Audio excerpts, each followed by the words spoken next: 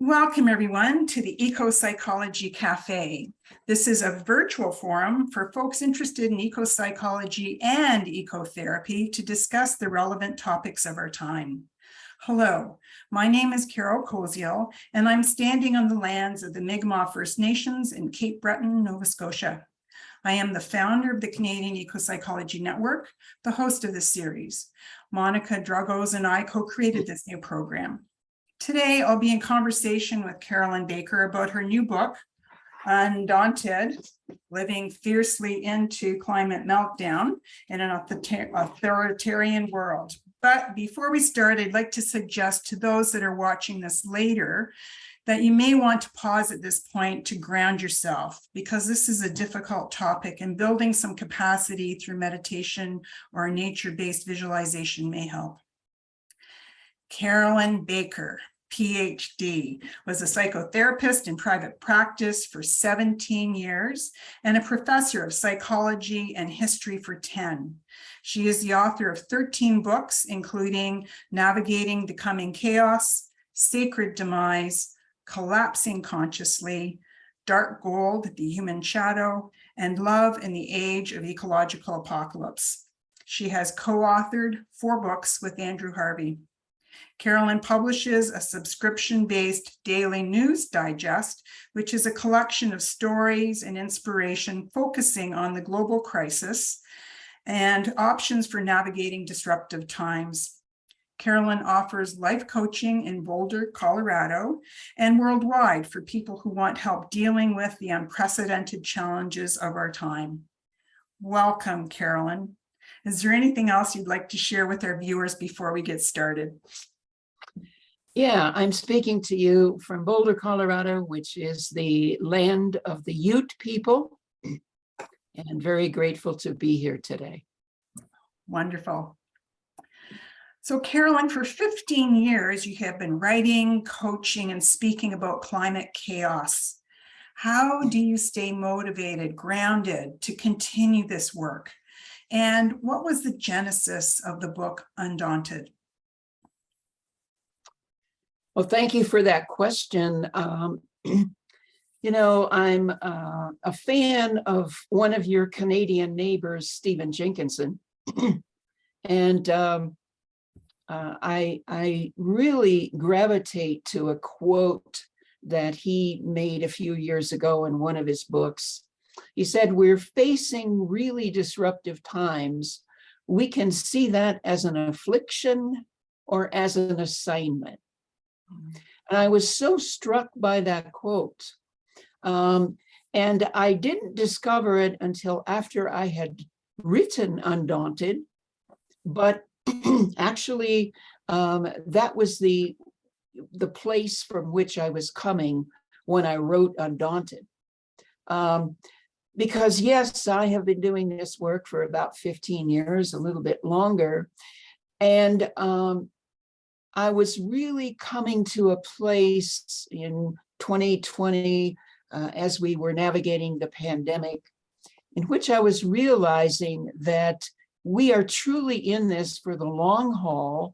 And what does it mean to accept this predicament as an assignment? So that's really what Undaunted is about, accepting our predicament as an assignment. And I had just written another book called Confronting Christofascism, Healing the Evangelical Wound, because here in the US, we're dealing with, you know, a groundswell of fascist thinking and behavior politically. And this additionally motivated me to put the second part of Undaunted in the book, which is, you know, how do we deal with all of this as we live in an authoritarian and increasingly authoritarian world? Mm-hmm. So the tools and practices that I have put in Undaunted are tools and practices that have helped me among many, many millions of practices, but these have helped me and other people that I work with to continue persevering and navigating our predicament. So you write that the red thread or the theme that runs through Undaunted is why and how we must do the inner work that our dire, daunting global predicament is demanding of us. My question is, how might readers approach this book to understand the importance of doing inner work during our rapidly unfolding climate crises? Well, I think the most important approach is what I just said, which is to view this predicament as giving us an assignment and giving us an opportunity. When we first come into awareness of our predicament, we're all pretty shocked. We're all pretty devastated, sad, angry, depressed, whatever the emotions. And many people very commonly feel like they're experiencing schizophrenia or something, because they are understanding the severity of our predicament, but they're intermingling daily, constantly with people who don't and don't want to talk about it. So there's this feeling of schizophrenia that people have. And then we kind of settle into, okay, this is happening. And then how am I going to deal with this? Well, I can't go back into denial. And I really don't want to take the position that, well, somehow we're going to fix this. So what do I do? Well, for me, it is, again, this willingness to open to, I've got an assignment here. And the two questions that are the most important, in my opinion, when we really begin to wake up to this predicament, the two questions are, who do I want to be as I navigate this? And what did I come here to do? So it's absolutely about being and doing.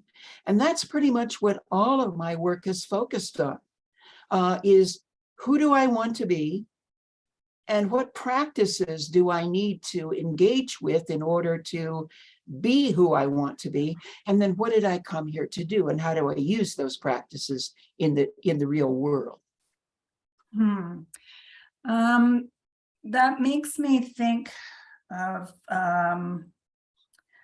the paradox that we often face, that climate chaos is coming for us, and yet we want to fully live life to the max kind of thing. So you label this as the tension of opposites. And how does holding the tension of opposites make this paradox more manageable for us?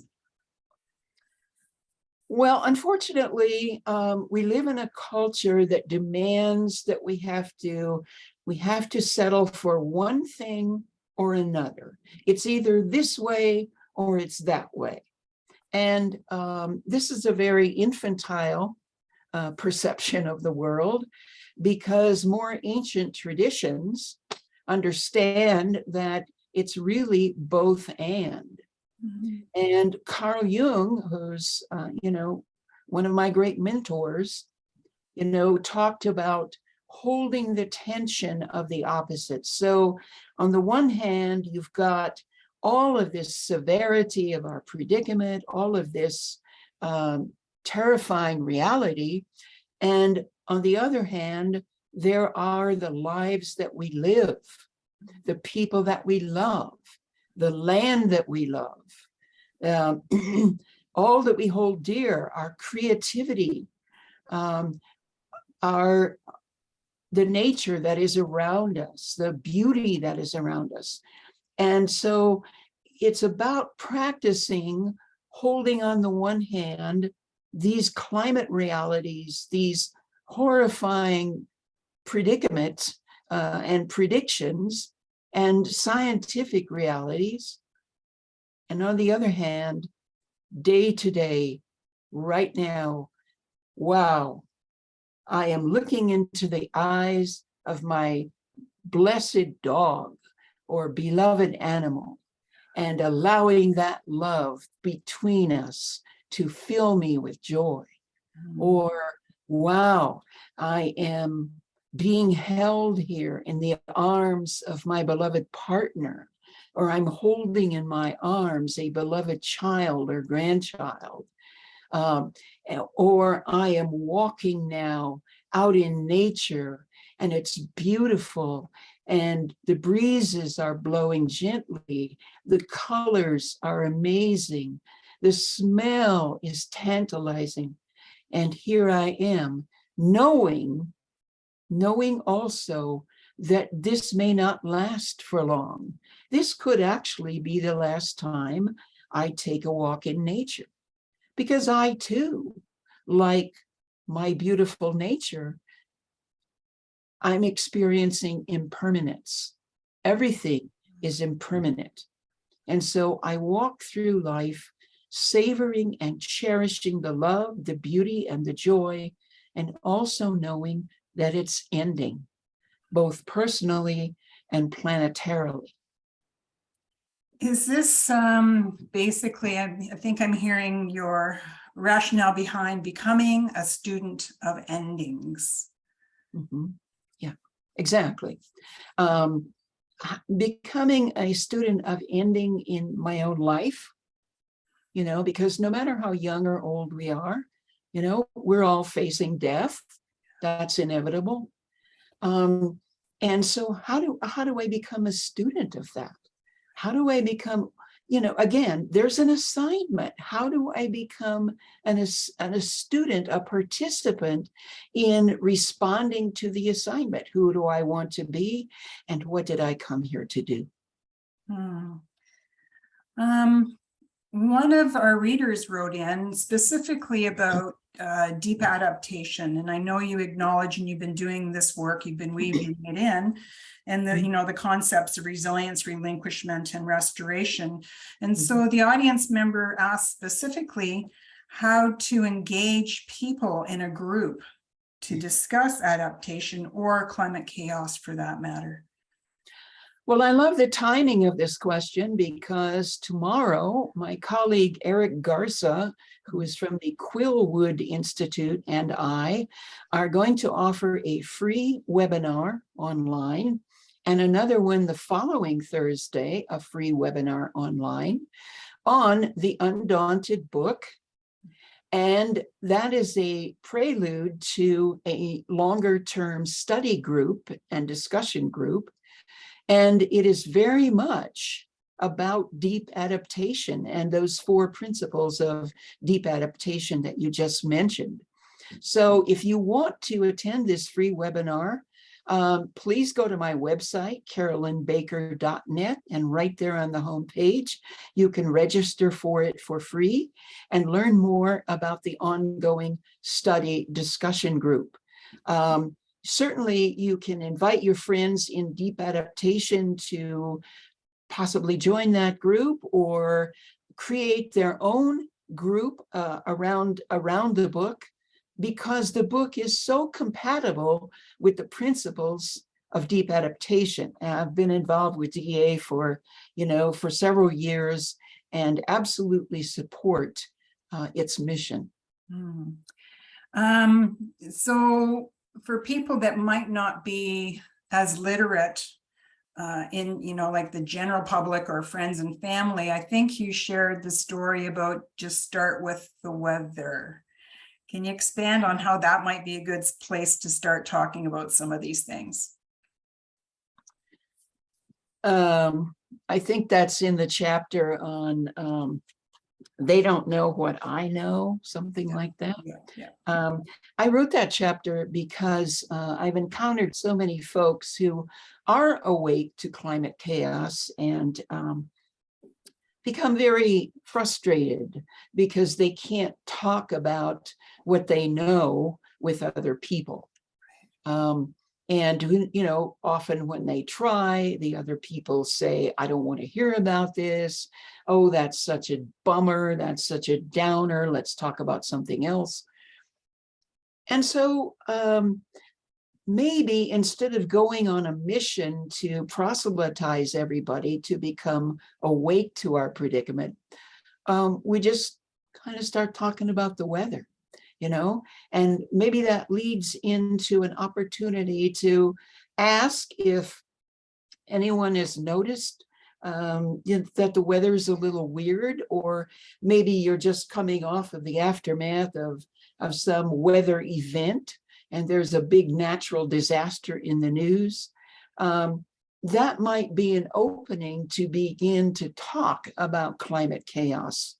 And then to be curious about why a person doesn't want to talk about it. And if they kind of begin to shut the door, then to empathetically say to them, sounds like you're really scared of talking about that. And let them speak about why that's so difficult for them. And then don't push it. Just listen to what their fear or their frustration or their sorrow is about the situation. And empathically say, yeah, I feel that too.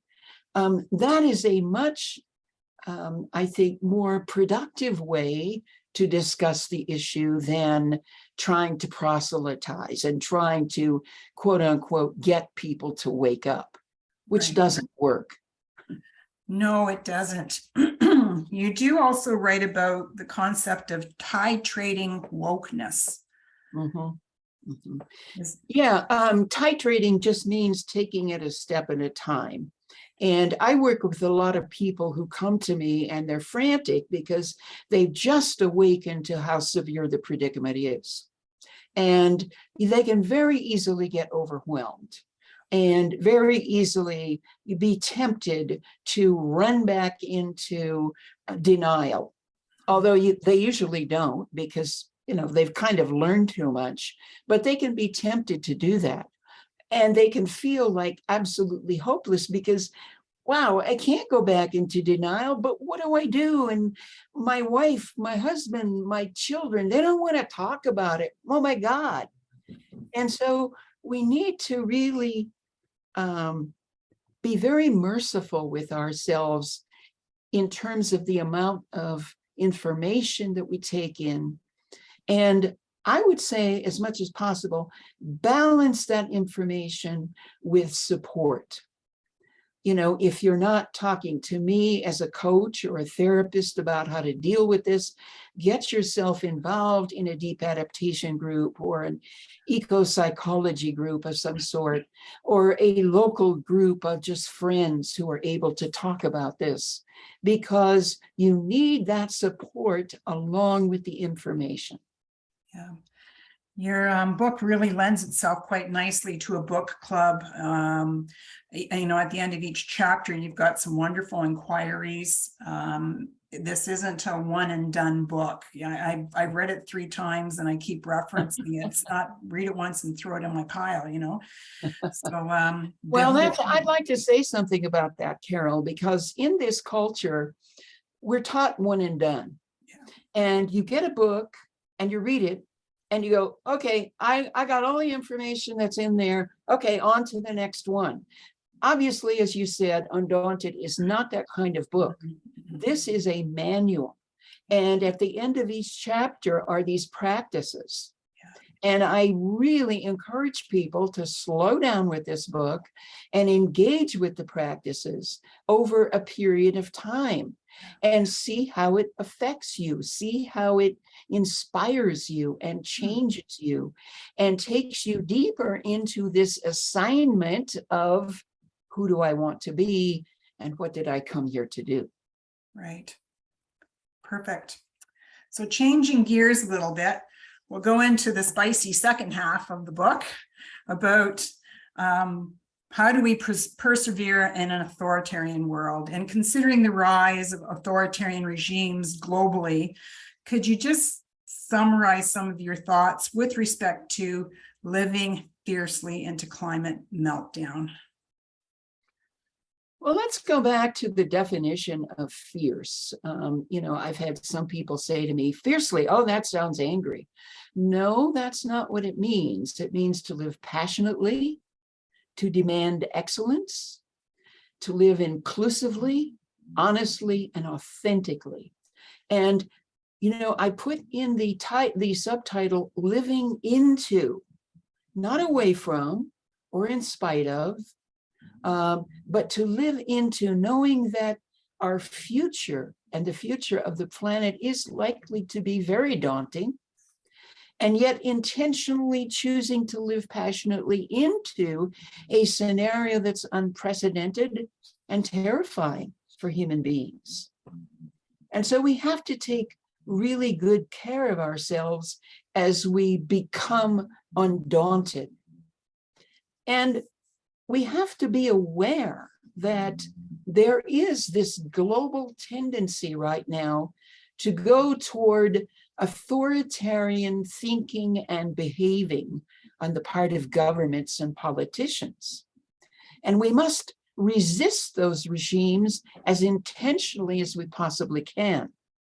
Right now in the US, our president is finally speaking out against the fascist trajectory of the Republican Party. And I expect the turnout for the November election to be huge, if the turnout for primaries in May was any indication, because we got abortion, contraception, marriage equality in the back of everyone's mind. And I think what we're going to see is that people are going to turn out in very large numbers to say, you will not control our values and our behavior. I hope that that's true. So we can resist with voting, but we also must resist with becoming engaged in efforts to protect nature and protect people and animals as the climate crisis worsens. And wherever politicians are lying to us, gaslighting us, and perverting the truth, we must confront those lies. You know, climate denial is a very profitable business. And in my chapter called The Good Guys Are Winning, toward the end of Undaunted, I talk about how as the climate deteriorates, these guys are going to be making huge amounts of money, which they've already made, but they're going to make more on the demise of the ecosystems. And so we've got to resist this with every fiber of our being at this point. That's a big one, Carolyn. Yes, it is. Very big. Yeah. What did I come here to do? Yeah. You know, on page 98, there's a section entitled "The Crisis Asks a Question." And you alluded this to at the very beginning. And the question you pose the readers is, who do you choose to be? Because it's choice. As the forest burns, the glaciers melt, as sea levels rise, as millions of species become extinct, and to this I would add, as millions of people become climate refugees, what's the importance of asking ourselves this difficult and uncomfortable question at this time? Yeah. Yeah. So, Carolyn, who do you choose to be at this point in time? I am working on becoming more compassionate, kinder, more patient, more willing to look at my own personal demise, more aware of what's going on around me in terms of what other people are struggling with. And I choose to not be an optimist or a pessimist. And I want to read something from Margaret Wheatley in her wonderful little book, Perseverance. And she says, either position, optimism or pessimism, keeps us from fully engaging with the complexity of this time. If we see only troubles or only opportunities, in both cases, we are blinded by our need for certainty, our need to know what's going on, to figure things out so we can be useful. The challenge is to refuse to categorize ourselves. We don't have to take sides or define ourselves as either optimists or pessimists. Much better to dwell in uncertainty, hold the paradoxes, live in the complexities and contradictions without needing to resolve them. What a wonderful wrap up quote, Carolyn. I'm going to stop our recording now. Well, Thank you very much. if I could just, before you do that, if I could just read this little poem. Okay. It's not long. It's called Falling. And here we go. In these awe-filled days of fire and flood and plague, we watch and wait and wonder when that fierce hand might reach at last for us. Those of us not yet touched by calamity quake, knowing in our bones that though we may be spared this time, time will level us all. No magic amulets, no prayers, no masks. Good deeds or good looks can promise protection from our terminal human condition. And those who have watched a child swept forever from our arms, or fled the flames that swallowed our hopes and our memories, or hid from the bombs or the virus or the predator's gaze, know that nothing now will ever be the same, as if anything ever were. For all of us are falling like ashes, like rain, like petals, like leaves, but we are all falling together. And if we knew in truth there was nowhere to land, tell me, could we know the difference between falling and flying? That's a poem by my friend Larry Robertson in Sebastopol, California. Beautiful. Thank you very much for sharing your time and wisdom. I'm going to stop the recording now and we'll go to the big group.